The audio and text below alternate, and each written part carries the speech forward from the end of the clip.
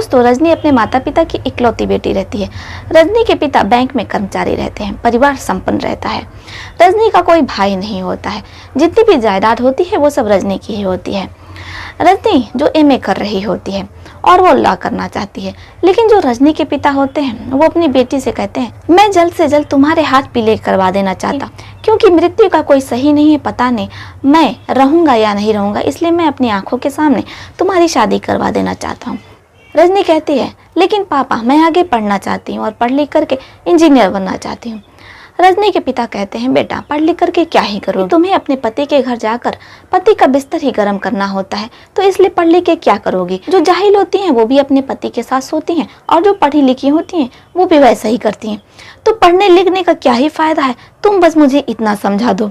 रजनी को भी कुछ समझ में नहीं आता है, उसे भी अपने पिता की कही हुई बातें सही लगती हैं, क्योंकि आखिर पढ़ लिख करके क्या ही होगा। पढ़ने लिखने के बाद भी उन्हें घर का चूल्हा चौका बर्तन ही करना होता है, और जो जाहिल होती है उन्हें भी घर का चूल्हा चौका बर्तन ही करना होता है। इसलिए दोनों महिलाओं में अंतर कर पाना बहुत मुश्किल होता है।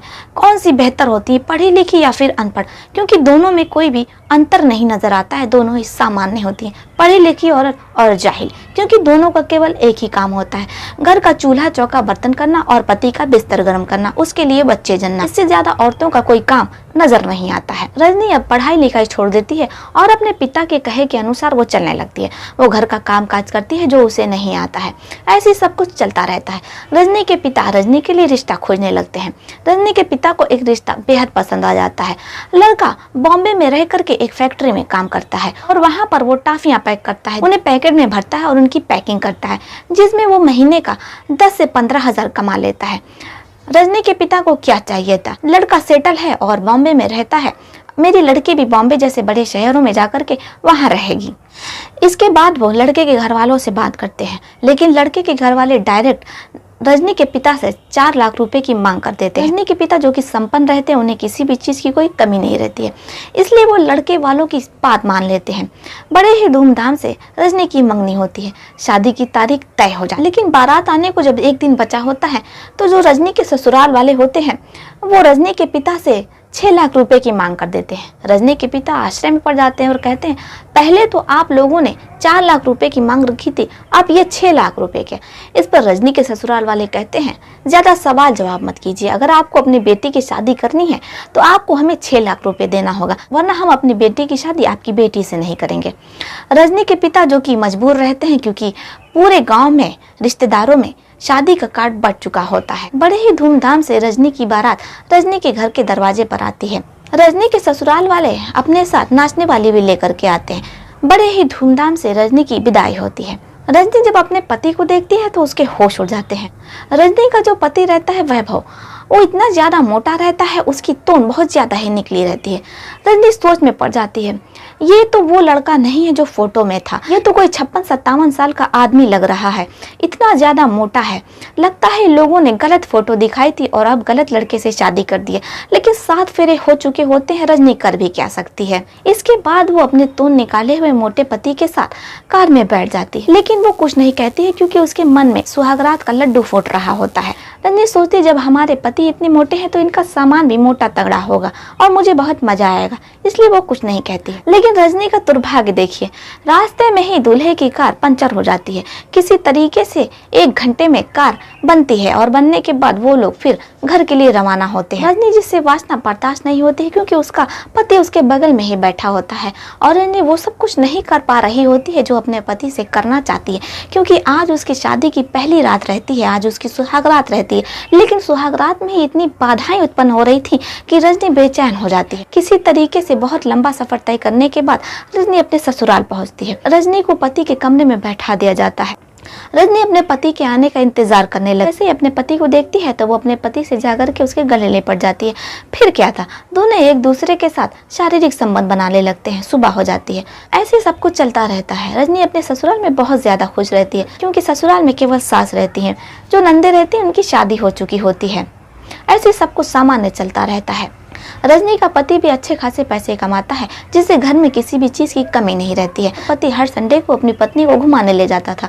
रजनी बहुत ज्यादा खुश रहती है, लेकिन रजनी की खुशियों को ऐसी नजर लगती है कि उसका सब कुछ बिखर जाता है। जो रजनी का देवर रहता है वो अक्सर रजनी से गंदे गंदे भद्दे मजाक किया करता, लेकिन रजनी उसे चुटकुला समझ करके जाने देती। और वैसे भी देवर का तो हक होता है हंसी मजाक करने का। ऐसे सब कुछ चलता रहता है, लेकिन देवर अब हदें पार करने लगा था। वो अपनी भाभी को मोबाइल में गंदी गंदी वीडियो दिखाने लगा था। इस पर रजनी उसे बहुत समझाती और कहती, देखो ये सब चीजें गलत है, मैं तुम्हारे बड़े भाई की पत्नी हूँ, इसलिए तुम्हें ये सब कुछ नहीं करना चाहिए। इस पर देवर कहता, भाभी मैं आपके साथ कहाँ कुछ ऐसा कर रहा हूँ, मैं तो बस आपको ये वीडियो दिखा रहा हूँ ताकि आप भैया के साथ ऐसा कुछ कर सकें। इस पर भैया बहुत ज्यादा खुश हो जाएंगे और आपको महंगे महंगे गिफ्ट ला करके देंगे। आप जो उस दिन लाल कलर की साड़ी देख रही थी ना मॉल में, आप वो नहीं ले पाई, 3-3.5 की साड़ी, लेकिन अगर आप भैया को खुश कर देंगी तो भैया आपको इतनी महंगी साड़ी जरूर दिला देंगे। रजनी कुछ नहीं कहती है और वो अपने कमरे में चली आती है, लेकिन जो देवर रहता है वो भी अपनी भाभी के कमरे में चला आता है। इसके बाद वो अपनी भाभी के साथ जोर जबरदस्ती करने लगता है।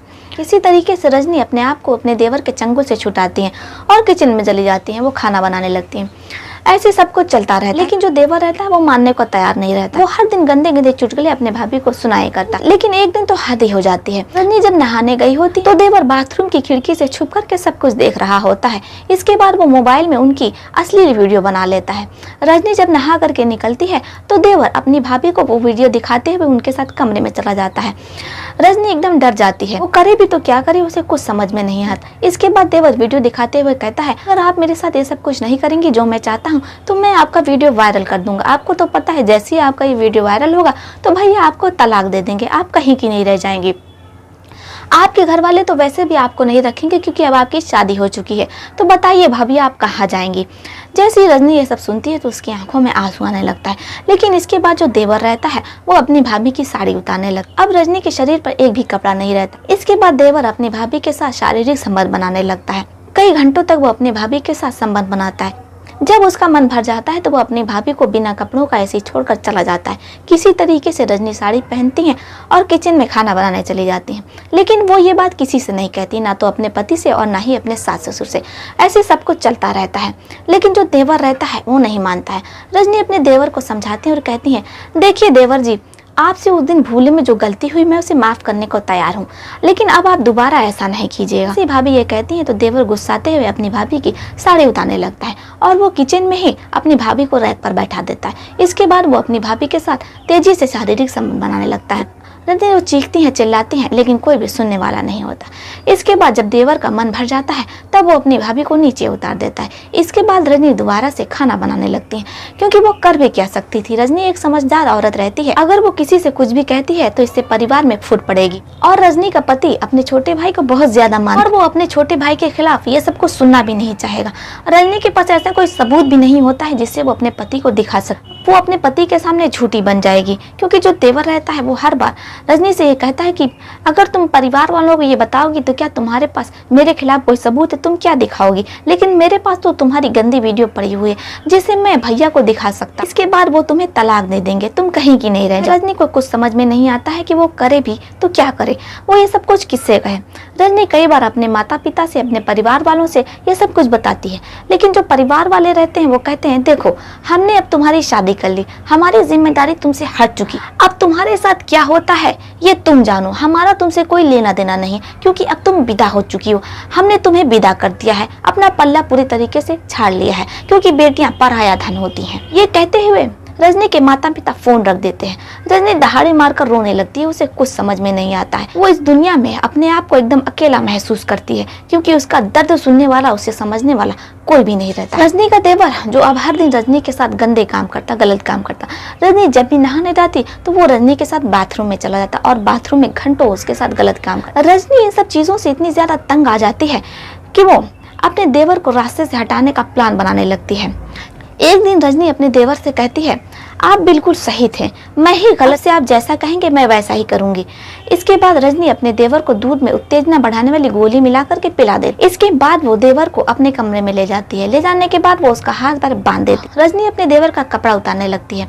इसके बाद वो अपने देवर के साथ संबंध बनाने लगती है। देवर अपनी चरम सीमा पर पहुंचने वाला होता है। रजनी धारदार चाकू निकालती है और अपने देवर का प्राइवेट पार्ट काट देती है। इसके बाद वो थाने पहुंच जाती है, लेकिन थाने में जो दरोगा साहब रहते हैं वो मोबाइल पर बात कर रहे होते हैं। रजनी बैठ जाती है और कई घंटे तक दरोगा जी का इंतजार करने लगती है। दरोगा जी के बगल में जो सिपाही खड़ा रहता है वो रजनी से कहता है, क्या बात है मैडम बताइए, मैं आपकी FIR लिखने को तैयार हूँ। लेकिन रजनी कहती है, जो भी बात है वो मैं दरोगा जी से ही बताऊंगी। इसके बाद दरोगा जी जब खाली होते हैं तो कहते हैं, क्या बात है बताइए। इसके बाद जब दरोगा जी की नजर रजनी पर पड़ती है, रजनी से पूछते हैं, ये तुम्हारे हाथ में एक गंदा सा झोला क्या कर रहा है। इसके बाद रजनी दरोगा के सामने झोला मेज पर उड़ेल देती है। झोले में से कुछ ऐसा निकलता है जिसे देखने के बाद दरोगा के होश उड़ जाते हैं और वो वहीं पर गिर जाते हैं। दरोगा के बगल में जो सिपाही खड़ा रहता है, सिपाही किसी तरीके से दरोगा को उठाता है। दरोगा लड़खड़ाते हुए उठते हैं और फिर उसके बाद वो रजनी से पूछते हैं, आखिरकार ये क्या है। इसके बाद वो कागज निकाल करके दरोगा को दिखाने लगती है। दरोगा डर जाते हैं, भयभीत हो जाते हैं। वो रजनी को कहते हैं, ये क्या बदतमीजी है। इस पर रजनी कहती है, बदतमीजी तो मेरे साथ हो रही थी। इसके बाद वो दरोगा को पूरी बात बता देती है। जैसे दरोगा ये सुनते हैं, वो आनंद फानन में अपना पूरा दल बल लेकर के रजनी के ससुराल पहुंचते हैं। रजनी के देवर को हॉस्पिटल ले जाते हैं। डॉक्टर रजनी के देवर का इलाज शुरू कर देते हैं, लेकिन दुर्भाग्य से ज्यादा ब्लड बह जाने की वजह से रजनी के देवर की मौत हो जाती है। इसके बाद पुलिस रजनी के सास ससुर को फोन करती है। जैसे ही रजनी के सास ससुर को अपने बेटे की मृत्यु के बारे में पता चलता है, वो दहाड़े मारकर चीखने चिल्लाने लगते हैं, रोने भी लगने लगते हैं।